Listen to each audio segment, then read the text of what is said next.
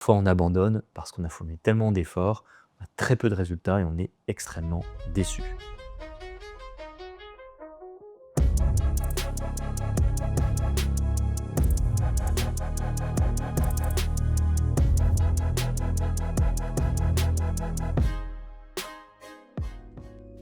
Alors bonjour à toutes. Si vous êtes atteinte de lipœdème, vous avez peut-être déjà vécu cette scène. Vous vous inscrivez à la salle de sport, vous faites le maximum, du cardio, du fitness, du renforcement musculaire, l'alimentation adaptée, et puis pas grand-chose se passe. Il n'y a pas forcément de réduction de volume des membres.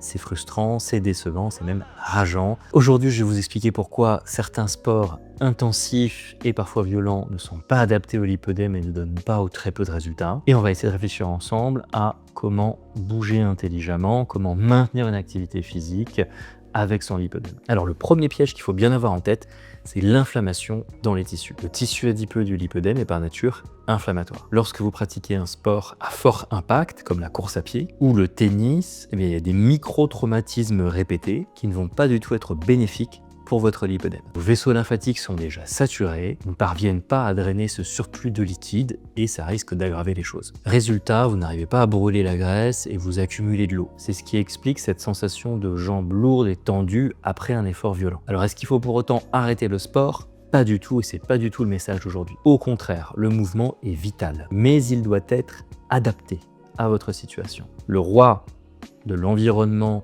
dans le cadre du lipœdème lorsqu'on veut avoir une activité physique, c'est le milieu aquatique, c'est l'eau. La natation, l'aquagym ou encore l'aquabike sont vraiment les activités adaptées dans le cadre du lipœdème. Pourquoi ?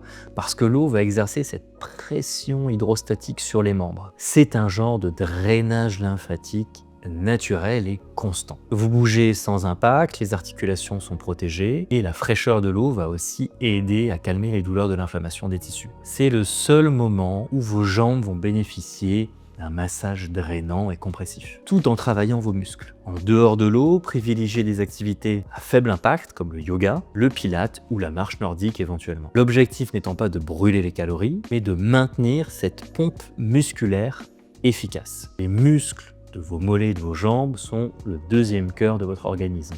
En se contractant, ils aident le sang et la lymphe à remonter, et plus vos muscles sont toniques, mieux votre système circulatoire fonctionnera, même si la graisse du lipœdème reste présente. Conseil que je donne souvent en consultation, si vous faites du sport au sol, portez vos vêtements de compression. Je sais que cela peut paraître inconfortable, transpire dans les collants, mais la compression limite l'expansion de l'œdème pendant l'effort. C'est la clé pour que le sport reste un plaisir et non une source de douleur supplémentaire le lendemain. Enfin, gardez à l'esprit que le sport ne fera pas disparaître votre lipœdème, car cette graisse est génétiquement programmée pour rester. Cependant, être active est votre meilleure préparation à la chirurgie. Une patiente musclée et avec une bonne circulation lymphatique récupérera beaucoup plus vite après une intervention de chirurgie. Le sport n'est pas votre ennemi, c'est un outil de gestion de la maladie. Apprenez à écouter votre corps. Si un exercice fait mal, ce n'est pas que vous ne travaillez pas assez, c'est que votre corps vous demande de ralentir. Prenez soin de vos jambes, apprenez à bouger avec elles et non